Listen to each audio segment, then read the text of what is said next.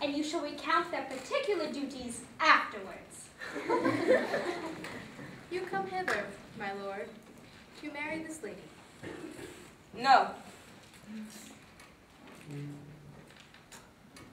To be married to her. Reverend, you come to marry her. Lady, you come hither to be married to this count. I do.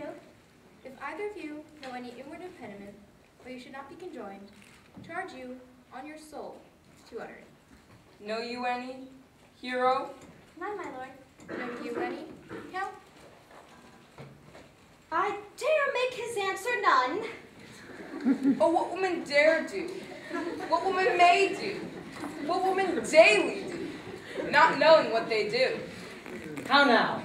Interjections? Then why be some of laughing as a ha-he? Stand thee by, Reverend. Leonata, mother, by your leave, will you with unconstrained soul give me this maid, your daughter? As freely, son, as God did give her me. What have I to give you back, whose worth may counterpoise such a rich and precious gift? Nothing, unless you render her again. Sweet prince, you learn me noble thankfulness. Dear Leonata, take her back again! Give not this rotten arch to your friend, she but the sign and semblance of her honor. Behold how like a maid she blushes here! Oh, what authority of truth can cunning sin cover itself withal? Comes not that blood as modest witness to simple virtue? Would you not swear, all you that see her, that you were made by these exterior shows? But she is none! She knows the heat of luxurious bed. Her blush is guiltiness, not modesty. What do you mean, my lord? Not to marry, not to give my soul to an unproved wanton. Dear my lord, if you in your own proof have vanquished the resistance of her youth and made defeat of her virginity. I know what thou would say. If she had embraced me as a husband, she would so extenuate on the forehand of sin. But no, Leonata, I never tempted her with word too large, but as a brother to his sister, showed bashful sincerity and comely love. And seemed I ever otherwise to you? Oh, out on thee, seeming, I will write against it. You are as Dian to orb, as chaste as the bud, ere be blown. You are more tempered in your blood than Venus, or those pampered animals that ravage in sheer sensuality. My lord, well that he doth speak so wide? Sweet prince, why speak not you? What should I speak? I stand dishonored, having gone about to link my dear friend to a common stale. Are these things spoken, or do I but dream? Yes, they are spoken, and these things are true. This looks not like a nuptial. True, oh God! Leonata, stand I here? Is this the prince? Is this the prince's brother? Is this face hero's? Are our eyes our own? All this is so, but what of this, my lord? Let me move but one question to your daughter. By your kindly and motherly power, bid her answer truly. I charge thee do so, as thou art my child. God defend me. I beset. What kind of catechizing call you this? To answer truly to your name. Did not hero that can blot out that name with an aegis reproach? Mary can, that hero can blot out hero's virtue. Who was it that spoke with you yesterday out of your window betwixt the hour of 12 and 1? Now if you are made, answer to this! I talked with no man at that hour, my lord. Why then you were no maid! Leonata, I am sorry you must hear. Upon mine honor, myself, my brother, and this grieved count did see her, hear her, and at that hour last night, talk with a ruffian in her chamber window, who, most like a liberal villain, hath confessed the vile encounters they've had 1,000 times in secret! Fie. They're not to be named, my lord, not to be spoke of. There's not chastity enough in language to utter them without offense. Thus, pretty lady, I'm very sorry for thy much misgovernment. O hero, what a hero hast thou been, if half thy outward graces have been placed upon thy thought and counsels of thy heart. Fare thee well, most foul, most fair. Fare thee well, thy impious purity and impity purity. That thee all lock up all the gates of love, and on my eyelids shall conjecture hang to turn all thoughts of beauty into harm. And never shall it more be gracious. Hath no man's dagger here a point for me? Oh no, cousin hero! Let us go. These things thus come to light smother her spirits up.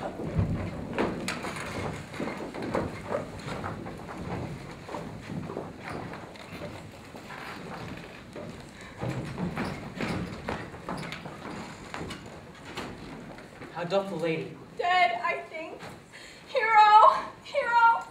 Aunt! Senior Benedict, Reverend! Hero! Oh, fate, take not away thy heavy hand. Death is the fairest cover for her shame that may be wished for. Oh no, cousin hero? Have comfort, lady. Dost thou look up? Yea, wherefore should she not? Wherefore? Why does not every earthly thing cry shame upon her? Could she here deny the story that is printed in her blood? Do not live, hero. Do not open up thine eyes. For did I think thou wouldst not so quickly die? Did I think that thy spirits were stronger than my shames? Myself would on reward of right approach strike at thy life! Grieved I had but one? Shied I for frugal nature's frame? Oh, what too much by thee? Why had I won? Why it was so ever so lovely in mine eyes? But mine I loved, and mine I praised, and mine I was proud on. Mine so much that I myself was not mine valuing of her. Why, she has fallen into a pit of ink, that the wide sea hath dropped too few to wash her clean again, and salt too little, which may give season to her foul and tainted flesh. Senora, be patient. For my part, I am so attired in wonder. I know not what to say. On my soul, my cousin is belied. Lady, were you her bedfellow last night? No, truly not, but until this last night, I have this 12-month been her bedfellow. Confirmed. Why then is thou stronger that was barred up with ribs of iron? Would the two princes lie, and Claudio lie, that loved her so washed away her foulness with tears? Hence from her! Let her die! Hear me a little, for I have only been silent for so long and given way under this course of fortune.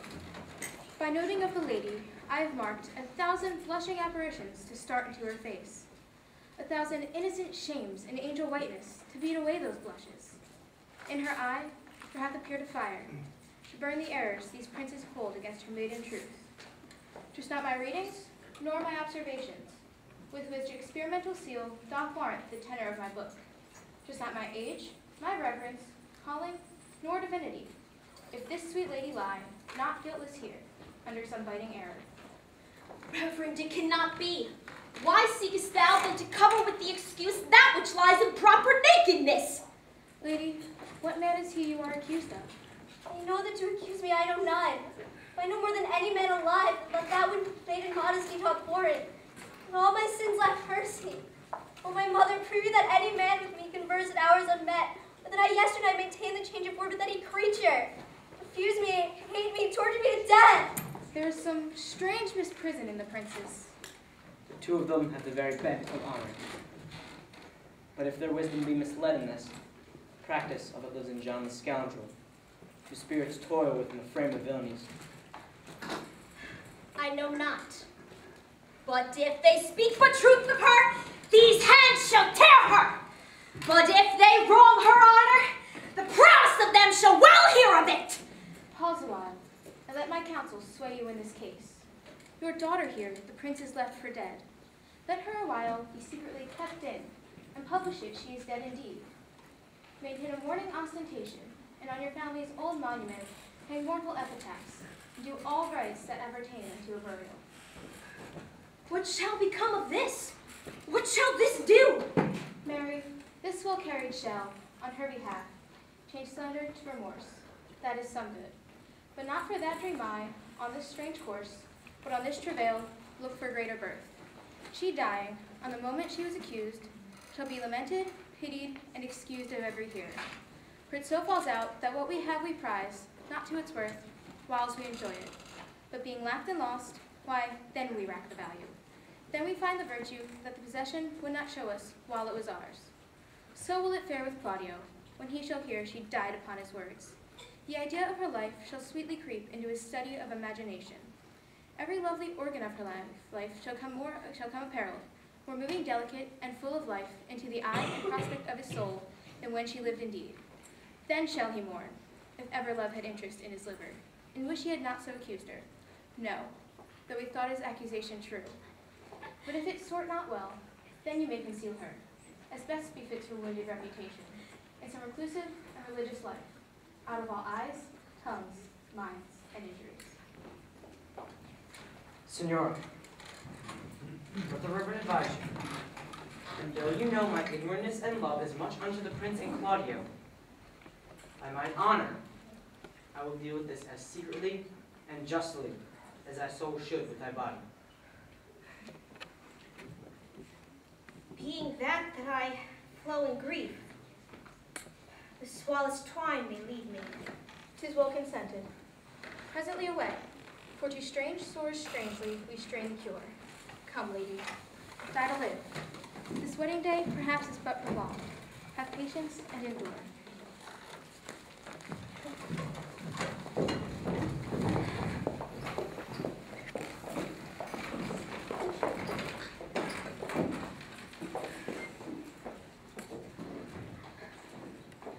Lady Beatrice, didst thou cry this whole time? Yea, and I will cry a while longer. I will not desire that. You have no reason. I do it freely. Surely I do think your cousin is wrong. Ah, how much might the man deserve of me that would right her? Is there any way to show such friendship? A very even way, but no such friend. May a man do it? It is a man's office, but not yours.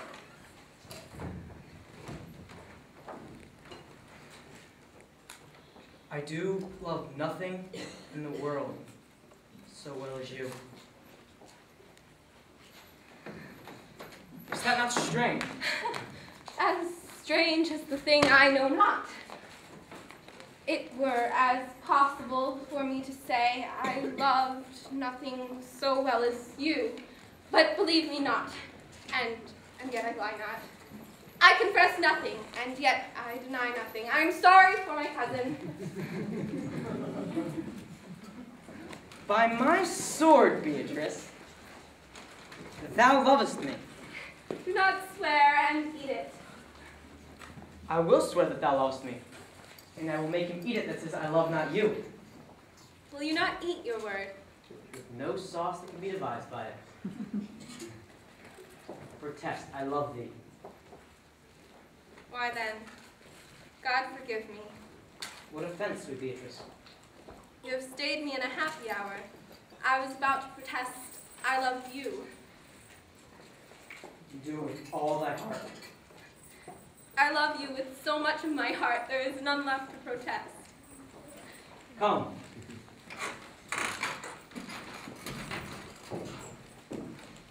Bid me do anything for thee. Kill Claudio. Not for the wide world. You kill me to deny it. Fare you well. Tarry, sweet Beatrice. I am gone, though I am here. There is no love in you. I pray you, let me go. Beatrice. In faith, I will go. We friends first. You dare be easier friends with me than fight with mine enemy. Is Claudio thine enemy? Is he not approved in the height a villain that hath slandered, scorned, dishonored my kinswoman? Oh, that I were a man. What? Bear her in hand until they come to take hands, and then with public accusation, uncovered slander, unmitigated rancor, oh God, that I were a man, I would eat his heart in the marketplace. Hear me, Beatrice.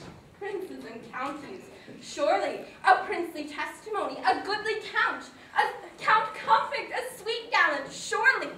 Oh, that I were a man for his sake, or that I had any friend would be a man for my sake. But manhood is melted into courtesies, valor into compliment, and men are only turned into tongue, and trim ones too. He is now as valiant as Hercules that only tells a lie and swears it.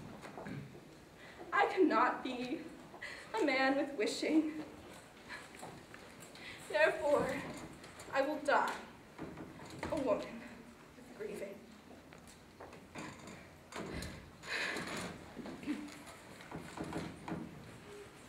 By this hand I love thee.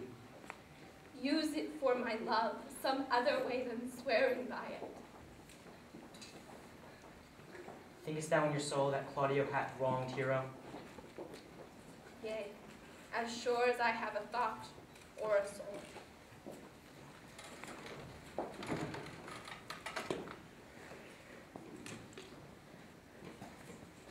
Enough. I am engaged. I will challenge Claudio. I will kiss thy hand, and so farewell. With this hand, Claudio shall render me a dear account. As you hear of me, so think of me. Go. Comfort your cousin. I must say she is dead. Farewell. Is our whole assembly appeared? The sexton. Which of the offenders you are to examine? Let them come before Master Constable. Yea, Mary, let them come before me.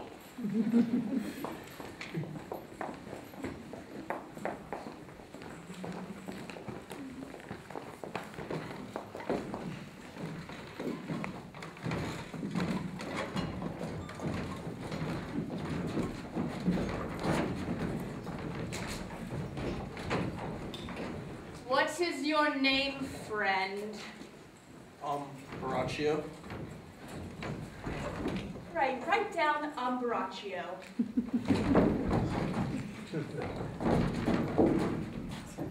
Yours, sir. I'm a gentle woman, miss, and my name is Conrad. Write down Sir, Mistress, Gentleman Conrad. Masters, do you serve God? Yea, miss, we hope. Write down that they hope they serve God. And write God first, for God defend, but God should go before such villains. Masters, it is proved already that you are little better than false knaves, and it shall go about shortly to be thought so nearly. How answer you for yourselves? Mary, miss, we say we are none.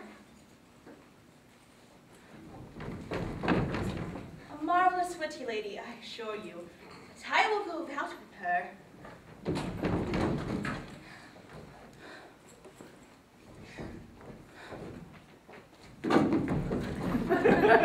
Come hither, sire. A word in your ear, sir. I say to you, it is thought you are false knaves.